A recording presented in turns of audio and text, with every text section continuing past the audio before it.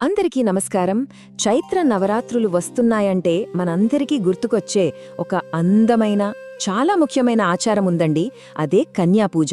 మరి ఈ పవిత్రమైన పూజకు ఎలా సిద్ధమవ్వాలి, ఏమేం జాగ్రత్తలు తీసుకోవాలి అనే విషయాలను ఈరోజు మనం వివరంగా చూద్దాం. చూడండి, ఈ మాట ఎంత నిజమో కదా. ఇంట్లోకి అమ్మవారిని ఆహ్వానించాలంటే కేవలం ఇల్లు శుభ్రం చేస్తే సరిపోదు, అంతకంటే చాలా ఎక్కువే చేయాలి.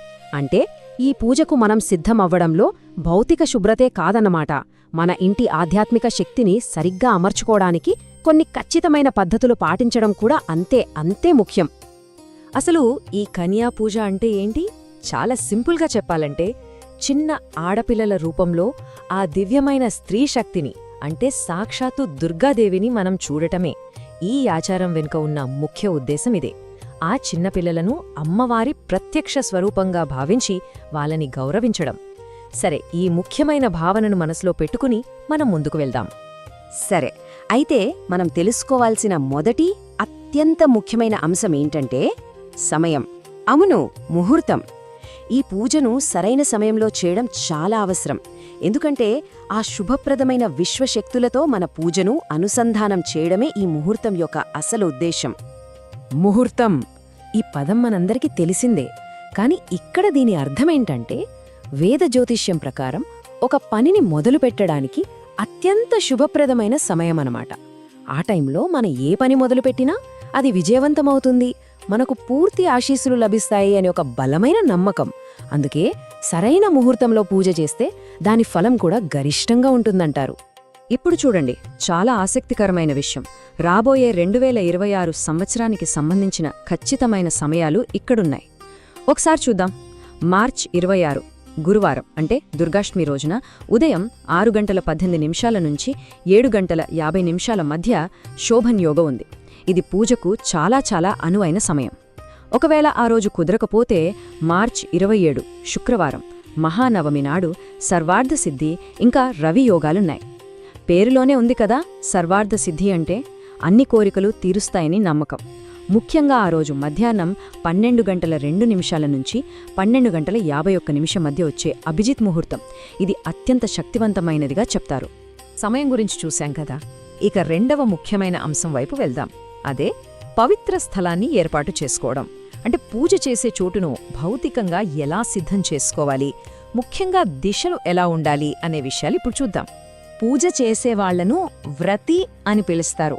అంటే ఎవరైతే ఈ నవరాత్రులలో ఉపవాసముండి ఈ పూజలన్నీ నిర్వహిస్తారో వాళ్లే వ్రతి. ఈ మొత్తం కార్యక్రమంలో వీరి పాత్ర చాలా కీలకం, ముఖ్యంగా పిల్లలను ఆహ్వానించడంలో. సరే, ఈ వ్రతి ఏం చేయాలి, పిల్లలను ఎలా ఆహ్వానించాలి? ఇది చాలా సరళమైన ప్రక్రియే, కానీ చాలా శ్రద్ధలా చెయ్యాలి. ముందుగా వ్రతి పిల్లలను ఇంటి గుమ్మం దగ్గరే పలకరించాలి. ఆ తర్వాత వాళ్లని చాలా గౌరవంగా పూజ కోసం కేటాయించిన స్థలానికి తీసుకురావాలి.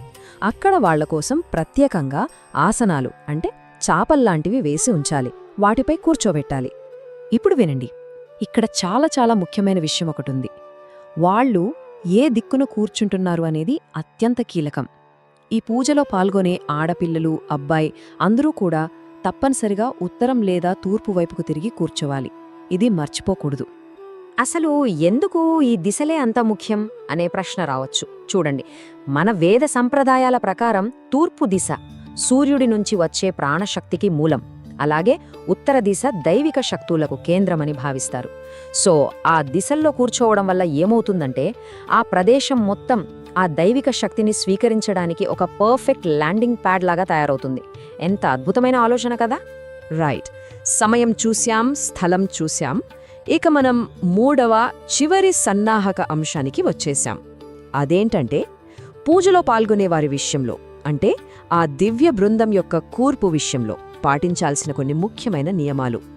మనం పూజకు ఆహ్వానించే ఆడపిల్లల విషయంలో కొన్ని సాంప్రదాయ నియమాలున్నాయండి. వాళ్ల వయస్సు 2 నుంచి 10 సంవత్సరాల మధ్య ఉండాలి. ఇక ఎంతమంది ఉండాలి అంటే కనీసం 2 ఉండాలి, గరిష్టంగా 9 మంది వరకు ఉండొచ్చు. అయితే ఇక్కడో విషయం, చాలామందికి తెలియని లేదా తెలిసినా మర్చిపోయే ఒక ముఖ్యమైన విషయం ఉంది. అదేంటంటే ఈ ఆడపిల్లల సమూహంతో పాటు తప్పనిసరిగా ఒక చిన్న అబ్బాయిని కూడా చేర్చాలి. అవును, ఇది చాలా చాలా కీలకమైన అంశం. ఎందుకు ఆ అబ్బాయి ఉండాలి? ఎందుకంటే ఈ విధంగా ఆడపిల్లలు ఒక అబ్బాయితో కూడిన సమూహం సంప్రదాయబద్ధంగా కన్యాపూజను సంపూర్ణం చేస్తుంది. ఒక రకంగా చెప్పాలంటే ఇది శక్తి స్వరూపాలైన బాలికలకు భైరవుడి రూపంలో ఉన్న వాలుడికి మధ్య ఉన్న సంతులనాన్ని సూచిస్తుంది. ఈ బ్యాలెన్స్ వల్లే పూజాఫలం సంపూర్ణంగా దక్కుతుందని నమ్ముతారు. మొత్తం ఈ పూజ వెనుకున్న భావన ఇదే, పిల్లలను దేవీ స్వరూపంగా చూడటం. దీనికి అక్షరాల అర్థం దేవత యొక్క రూపమని. మనం పూజ చేసే ఆ పిల్లలు సాక్షాత్తు అమ్మవారి జీవస్వరూపాలు. అందుకే కదా మనం వాళ్ళకి అంతటి గౌరవం ఇచ్చి పూజలు చేసేది. సరే, ఇప్పటిదాకా మనం చాలా విషయాలు చర్చించుకున్నాం కదా, ఒకసారి వాటన్నిటినీ క్లుప్తంగా ఒక సారాంశంలాగా చూసేద్దాం. గుర్తుపెట్టుకోవాల్సింది 3 కీలకమైన స్తంభాలు. 1. శుభ సమయం, 2026కి సరైన ముహూర్తాన్ని ఎంచుకోవడం. 2. పవిత్ర దిశ, పిల్లలు ఉత్తరం లేదా తూర్పు వైపు తిరిగి కూర్చునేలా చూడటం. ఇక 3. దైవిక కూర్పు, 2 నుంచి 10 ఏళ్ల ఆడపిల్లలతో పాటు ఒక అబ్బాయిని కూడా ఆహ్వానించడం. ఈ 3 అంశాలు సరిగ్గా పాటిస్తే చాలు, మన సన్నాహాలు దాదాపు సంపూర్ణమైనట్లే. ముగింపుగా ఒక చిన్న ఆలోచన. ఈ నియమాలు, పద్ధతులు ఇవన్నీ ఒక ఎత్తు, కానీ వీటన్నిటికీ మించి ఈ కన్యాపూజ మనకు ఏం నేర్పుతోంది? మన చుట్టూ ఉన్న వాళ్లలో, ముఖ్యంగా ఆ పసిపిల్లల్లో ఆ దైవత్వాన్ని చూడగలగడమనే ఒక లోతైన ఆధ్యాత్మిక భావనను మనకు గుర్తు చేస్తోంది కదా. ఈ పూజ వెనుక ఉన్న అసలైన స్ఫూర్తి ఇదేనేమో. దీని గురించి ఒక్కసారి ఆలోచించండి.